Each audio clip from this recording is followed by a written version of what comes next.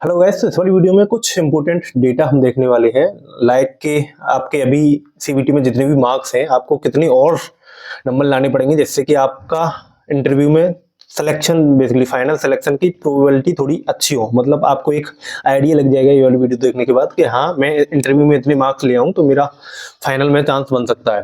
ठीक है, सबसे पहले आप यहाँ पर जो अभी कट ऑफ आई है वो आप देख सकते हो। सभी ब्रांच की electronics, mechanical, electrical, civil, computer science. Civil में भी अच्छे अच्छे नंबर आ रहे थे, 130 प्लस ही थे, तो सिविल की भी इतनी कट ऑफ गई है। तो अब चलते हैं मेन मुद्दे की तरफ कि अभी आपके जितने मार्क्स हैं, आपको कितने, उस हिसाब से कितने मार्क्स लाने पड़ेंगे इंटरव्यू में जिससे कि आप फाइनल सिलेक्शन तक पहुंच पाओ। अब देखो, लास्ट ईयर का डेटा मुझे मिला नहीं है फाइनल कट ऑफ का कि हाँ भाई इतनी गई है इतनी गई है, वो मिलेगा तो वो मैं पूरा एक्यूरेट वीडियो डालूंगा। फिर अभी फिलहाल जिस हिसाब से अभी जो भी चीजें अवेलेबल है उस हिसाब से मैं बता रहा हूँ। ठीक है, तो अब दोनों ब्रांच का मैं बता दूंगा, मैकेनिकल और ईसी का।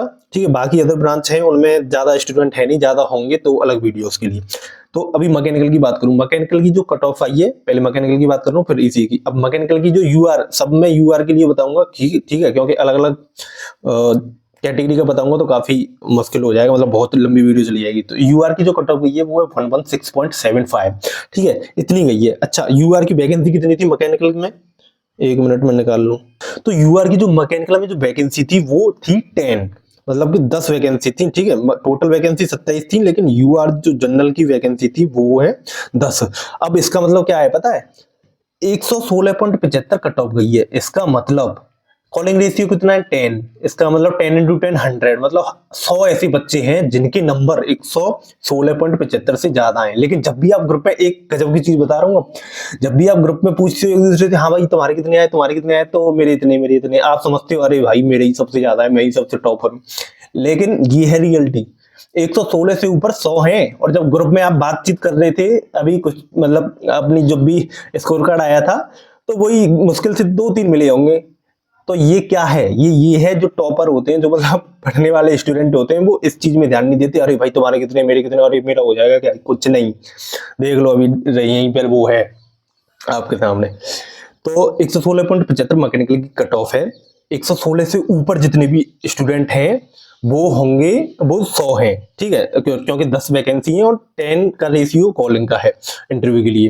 तो अब इसका मतलब इसमें कई बच्चे ऐसे भी होंगे जो कि 116.75 है ना कट ऑफ, तो 117 नंबर आए होंगे जिनके, किसी कोई ऐसा होगा जो कट ऑफ से 1 नंबर ज्यादा, कोई 2 नंबर ज्यादा, कोई 3 नंबर ज्यादा, कोई ज्यादा गैप होगा जिसका। तो मैं एक एवरेज, एक गुड स्कोर मान ले रहा हूँ। ठीक है, उसी की बेसिस पे ये पूरी जो इंटरव्यू का जो वो एक्सपेक्टेड क्या कहते हैं मार्क्स हैं वो बता पाऊंगा मैं। तो 116 नंबर है कट ऑफ के, तो मैं एक अच्छा स्कोर मान ले रहा हूँ कि 125। 125 मुझे लग रहा है 125 अच्छा स्कोर है, क्योंकि 120 के अंदर ही बहुत सारे लोग होंगे इसमें।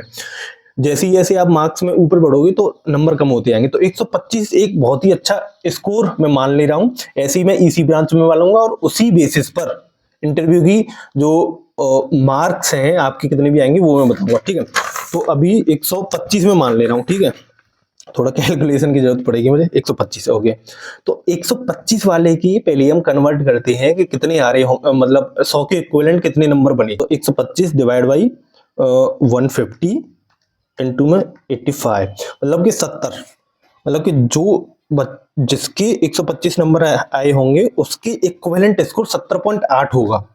अब इंटरव्यू में मैक्सिमम नंबर 15 पा सकता है कोई, 70 नंबर इसके हैं अभी, और 125 अच्छा स्कोर है। इसका मतलब जिसका अच्छा स्कोर होता है वो लगभग अगर 8-9 से भी ऊपर होगा तो मान ले, तो उसके फाइनल जो रिजल्ट होगा उसमें अच्छा चांस होता है, मतलब 8-9 से ऊपर होंगे तो। ठीक है, 8-9 मैक्सिमम 10 मान लो, 10 से ऊपर होंगे तो एकदम श्योरिटी हो जाएगी कि हाँ भाई जिसके सीबीटी में 125 नंबर आए हैं उसके अगर इंटरव्यू में उसने 10 प्लस ला दिए तो बहुत ज्यादा चांसेस हैं। तो इसका मतलब उसके 125 में से 150 में से 125 नंबर हैं, और हम मान रहे हैं कि उसका इंटरव्यू में 10 नंबर आए, मतलब कि उसने इंटरव्यू में 10 नंबर ले आया वो 15 में से 125 उसके हैं। इसका इक्विवेलेंट हमने किया था वो आया था 70 के करीब, इसमें 10 नंबर और ऐड करो 80।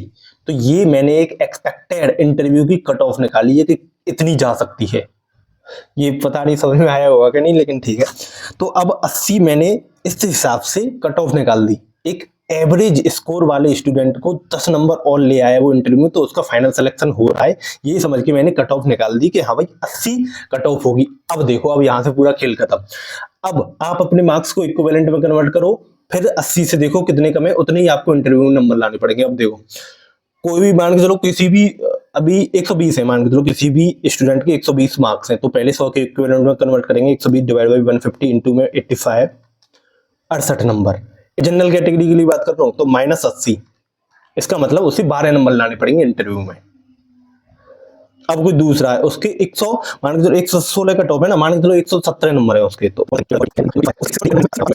मतलब कि जो जस्ट कट ऑफ पार कर रहा है 117 ला रहा है, तो उसको 13 लानी पड़ेंगे, लगभग 13 प्लस इंटरव्यू में 15 में से। अब ये समझ में आ गया ना। अब ईसी का बता देता हूँ, ठीक है, ये यूआर के लिए है बस। अगर जो अदर कैटेगरी है उनके लिए थोड़ी और कम हो जाएगा इसमें। अब इलेक्ट्रॉनिक्स की बात कर लेते हैं, तो इलेक्ट्रॉनिक्स में जो यूआर कैटेगरी की जो कट ऑफ है वो 132.75 है, ठीक है। तो एक मिनट में वैकेंसी देख रहा हूँ, वैकेंसी कितनी है इनकी। हाँ, ईसी में यूआर की वैकेंसी 130 है, इसका मतलब 130 लोग 132 प्लस हैं। सोच लो, 130 लोगों के 132 प्लस नंबर हैं। कहाँ ग्रुप में बात करते हैं तो बस वही 10-15 ही निकलते हैं, आप देख लो।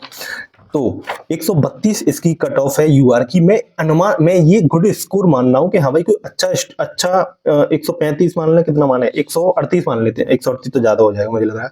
चलो 135 मान के चल लेता हूँ कि जो अच्छा एक स्कोर है इस वाली ब्रांच में ईसी में वो 135 है। अब 135 के इक्विवेलेंट 100 के इक्विवेलेंट करते हैं इसे, डिवाइड बाई 150 इंटू में 85, मतलब इसके बनने हैं 76.5 नंबर।